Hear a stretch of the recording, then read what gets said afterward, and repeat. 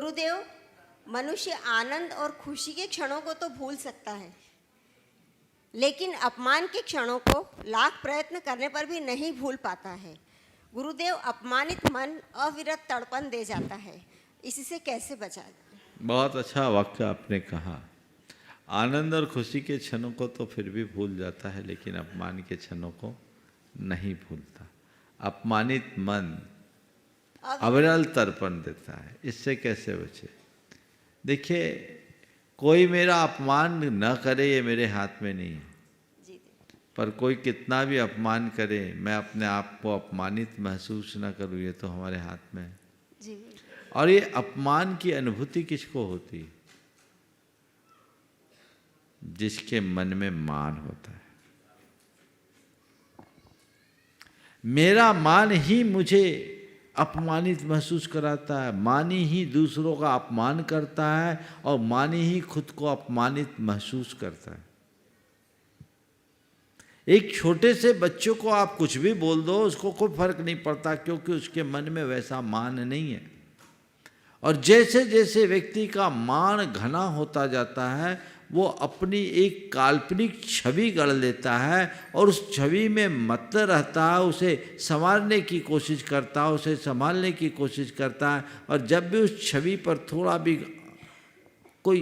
थोड़ी भी आँच आती है तो मन क्षुब्ध हो उठता है। तो ये किसका परिणाम है? मेरा अपमान। तेरा अपमान होगा क्या? जब तेरा मान ही नहीं तो अपमान किसका? मेरी छवि बिगाड़ दी। तेरी छवि तो शाश्वत से कोई बिगाड़ ही नहीं सकता। तूने अपनी जिस छवि को अपनी मान रखा, वो तेरी छवि है कहाँ? मेरी छवि, मैं एक रेपुटेड पर्सन हूं। ये क्या रेपुटेशन है और कैसे पर्सन है ये तो देखो। तुम जिसको अपनी पर्सनालिटी मान रहे हो, वो तुम हो ही नहीं। तुम जो हो उसे जानो। जिस पल व्यक्ति को इस बात का बोध हो जाएगा कि मैं विशुद्ध आत्मा हूं, वो मान अपमान से परे हो जाएगा। लेकिन जब तक परद्रव्यों में आत्मबुद्धि होगी, आत्मस्वरूप से भिन्न पर पदार्थों के प्रति ही अपनत्व का भाव होगा।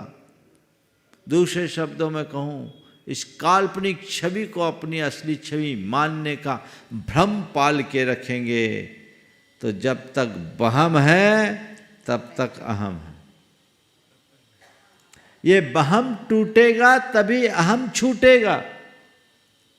तो अहम को छोड़ना है तो वहम को तोड़ो, तत्व ज्ञान को अपने भीतर घटित करो, तो कुछ नहीं होगा। हाँ, क्या हो गया, मेरा क्या अपमान होता है, हंसकर टालो। इसलिए